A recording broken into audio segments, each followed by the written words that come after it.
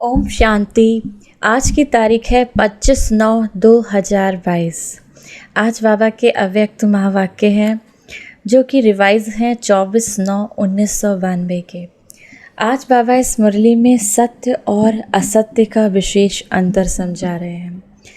कई बार हम असत्य को ही सत्य समझ लेते हैं और उस असत्य के नशे में इतना रहते हैं कि हम ये भूल जाते हैं कि हम सत्य को अनदेखा कर रहे हैं। तो बाबा आज बार बार इसी पे अटेंशन खिंचा रहे हैं। जो बच्चे असत्य का साथ देने लगते हैं, जो असत्य को सत्य मानने लगते हैं, उनका क्या होता है? भले थोड़े समय के लिए उन्हें खुशी मिल जाती है, थोड़े समय के लिए उन्हें आनंद मिल जाता है, लेकिन सत्य को थोड़े समय के लिए, भले ही थोड़े समय के लिए लगता है कि सत्य को सिद्ध करना पड़ता है, लेकिन अंत में विजय सत्य की ही होती है। तो सुनते हैं बाबा के महावाक्य।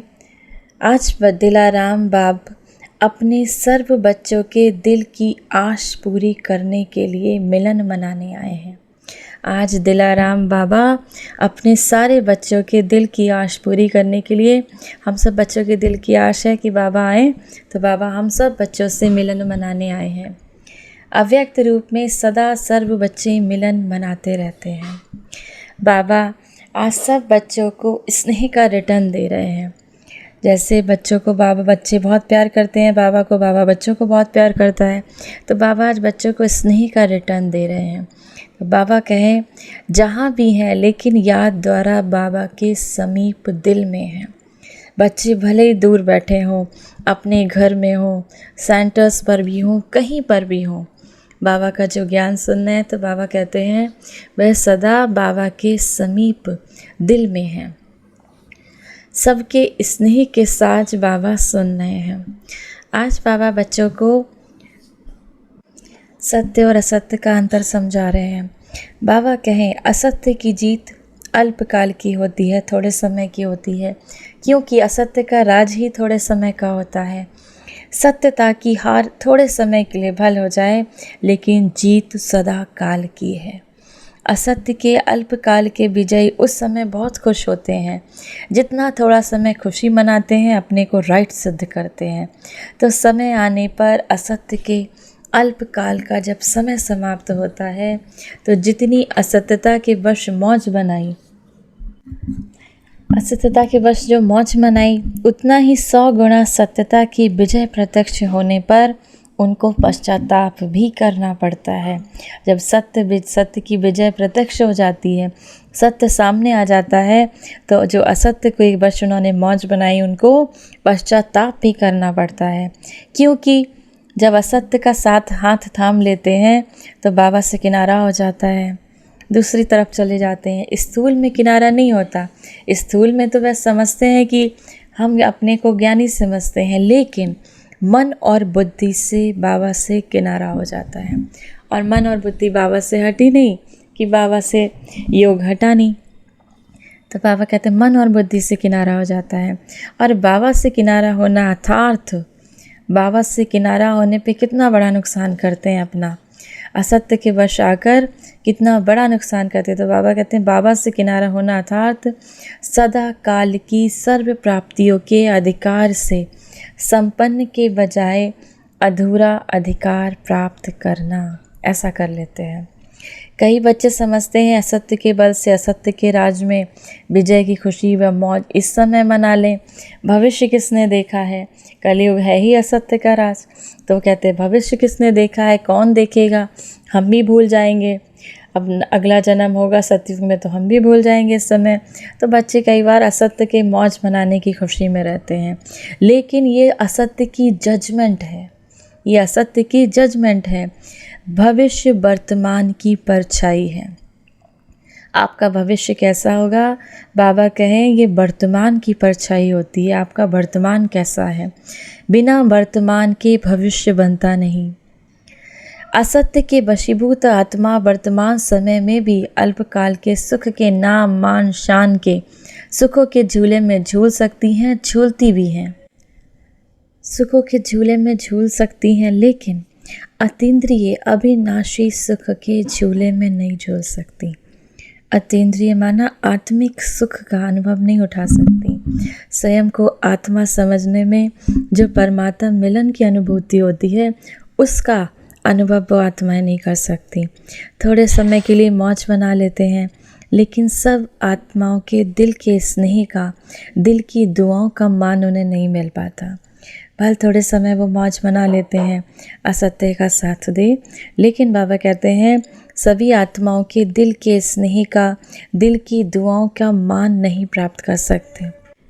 दिखावे मात्र का मान पा सकते हैं, लेकिन दिल से मान नहीं पा सकते। थोड़े समय के लिए शान मिलता है, लेकिन कितनी बड़ी अप्राप्ति होती है, क्योंकि बाबा से सदा दिल तख्त नशीन का शान अनुभव नहीं कर सकते। असत्य के साथियों द्वारा नाम प्राप्त कर सकते हैं, लेकिन बाबा के दिल पर नाम प्राप्त नहीं कर सकते, क्योंकि बाबा से किनारा कर लिया। तो बाबा कहते हैं भविष्य की तो बात छोड़ो, लेकिन जो वर्तमान सत्यता और असत्यता की प्राप्ति में कितना अंतर है।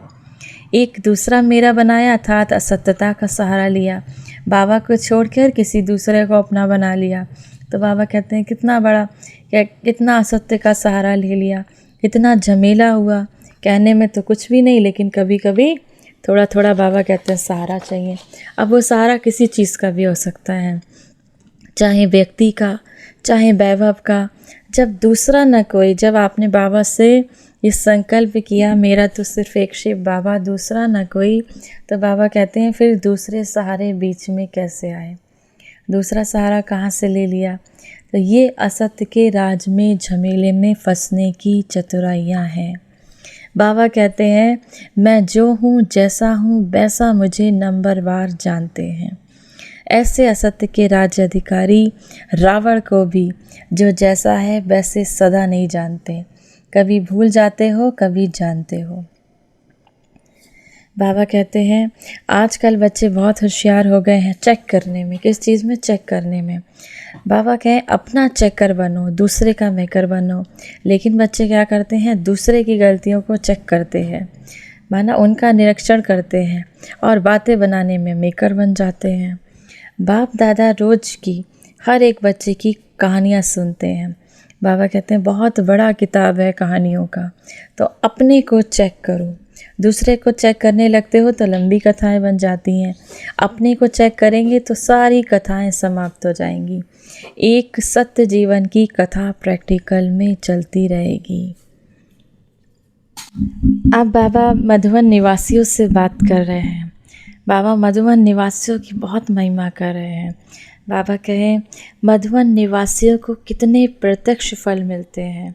मधुबन की विशेषता ऐसी है जो कहीं नहीं मिलती। ये कौन सी भूमि है? श्रेष्ठ कर्म भूमि है। मधुबन की श्रेष्ठता तो ब्रह्मा बाप की विशेष कर्म भूमि है। मधुबन में तो बाबा ने, ब्रह्मा बाबा ने, वहाँ पे उनकी कर्म भूमि है, वहाँ पर उनकी योग भूमि है। तो बाबा मधुबन निवासियों की बहुत महिमा करते हैं। बाबा कहते हैं जो मधुबन निवासी हैं इनको एक्स्ट्रा कर्म भूमि की याद का बल है। वह कर्म में दिखाई देता है, वह देना है। क्या कहेंगे? बाबा कहते हैं जो याद का बल है वो आपके कर्म में भी दिखाई देना चाहिए। दूसरा, मधुबन निवासियों को बाबा कहते हैं ब्रह्मा बाबा के समान बनना है। माना हर आत्मा, हर कर्म में ब्रह्मा बाबा के कर्म का दर्पण हो। दर्पण में क्या दिखाई देता है? अगर आप दर्पण में खड़े होंगे तो वैसे ही दिखेंगे। तो बाबा कहते हैं हर कर्म में ब्रह्मा बाप के कर्म दिखाई दे। जैसे ब्रह्मा बाबा थे ना, फरिश्ता स्वरूप उनका हो गया था लास्ट तक। नष्टो मोहा, सभी बच्चों को प्यार भी बहुत करते थे और क्षण में नष्टो मोहा भी हो जाते थे। तो बाबा कहें ब्रह्मा बाबा की तरह हर कर्म में ब्रह्मा बाप के समान दिखाई दे। ऐसा सर्टिफिकेट हर एक मधुबन निवासी को लेना है। ऐसा सर्टिफिकेट हर एक मधुबन निवासी को लेना है। बाबा कितना खुशनसीब हो आप सब बच्चे कितने खुशनसीब हो। मधुबन निवासियों की खूब महिमा बाबा करते। बाबा कहते कि बाबा समझते हैं मधुबन वाले, मधुबन निवासी विश्व को बाबा के समीप लाने वाले समीप रतन हैं। तो सब ऐसा सबूत बना के दिखाओ। जब ब्रह्मा बाबा के समान सब कॉपियाँ तैयार हो जाएंगी, माना बाबा को कॉपी करेंगे, बाबा के समान बन जाएंगे, तब बेहद का बारूद चलेगा, पटाखे छूटेंगे और ताजपोशी होगी। जब हम सब बच्चे ब्रह्मा बाबा की तरह फरिश्ते स्वरूप में स्थित हो जाएंगे, इस पुरानी दुनिया में रहते हुए भी ना रहेंगे, नष्टो मोहा होंगे। ब्रह्मा बाबा के 18 कदम बहुत अच्छी क्लास है। इसके बारे में आगे में डिटेल में कभी बताएंगे कि ब्रह्मा बाबा कैसे थे, कैसे उन्होंने अपना सब कुछ ट्रस्टी बनकर शिव बाबा को समर्पित कर दिया। तो ब्रह्मा बाबा की तरह जब हम सब बच्चे कॉपी बन जाएंगे तो बाबा हमारी ताजपोशी करेंगे। बाबा कहते हैं बेहद के बारूद चलेंगे, पटाखे छूटेंगे, ताजपोशियाँ होंगी। तो अब डेट फिक्स करो, जब आप सब ब्रह्मा बाबा की बिल्कुल फ़ोटोकॉपी बन जाएंगे तब ये डेट आएगी। अब सब बाबा के बच्चों का कर्तव्य है ब्रह्मा बाबा को फॉलो करना। मधुवन निवासी चाहे जो चाहे कर सकते हैं। अच्छा, तो अब क्या सोच रहे हो? बाबा कहते हैं, अब बच्चे क्या सोच रहे हैं कि बाबा जल्दी से जल्द वो डेट फिक्स करें, सब हम ब्रह्मा बाबा के समान बन जाएं। बाबा कहे बाप दादा के पास मन के संकल्पों का कैमरा नहीं, लेकिन हर एक के मन में क्या चलता है ये बाबा स्पष्ट देख सकते हैं। साइंस वाले बहुत कोशिश कर रहे हैं ऐसा कैमरा निकालें कि संकल्प की रेखाएं मालूम हो जाएं, बेचारे बहुत मेहनत करते हैं। बाबा कहें ये सब इन्वेंशन करते रह जाएंगे, आप तैयार हुए साधन कार्य में लाएंगे। अच्छा, वरदान है आज की मुरली से, परखने की शक्ति द्वारा कुसंग व व्यर्थ संग से बचने वाले शक्तिशाली आत्मा भाव। कई बच्चे कुसंग अथवा बुरे संग से तो बच जाते हैं, लेकिन व्यर्थ संग से प्रभावित हो जाते हैं, क्योंकि व्यर्थ की बातें रमणीक बाहर से बहुत आकर्षित करने वाली होती हैं। इसीलिए बाबा की शिक्षा है, ना व्यर्थ सुनो, ना व्यर्थ बोलो, ना व्यर्थ करो, ना व्यर्थ देखो, ना व्यर्थ सोचो। ऐसे शक्तिशाली बनो जो बाबा के सिवाय और कोई भी संग का रंग प्रभावित ही ना करे। परखने की शक्ति द्वारा खराब व व्यर्थ संग को पहले से ही परख कर परिवर्तन कर दो, तब कहेंगे शक्तिशाली आत्मा। आज की मुरली से स्लोगन है, सदा हल्केपन का अनुभव करना है तो बालक और मालिकपन का बैलेंस रखो। सदा हल्केपन का अनुभव करना है तो बालक और मालिकपन का बैलेंस रखो। ओम शांति।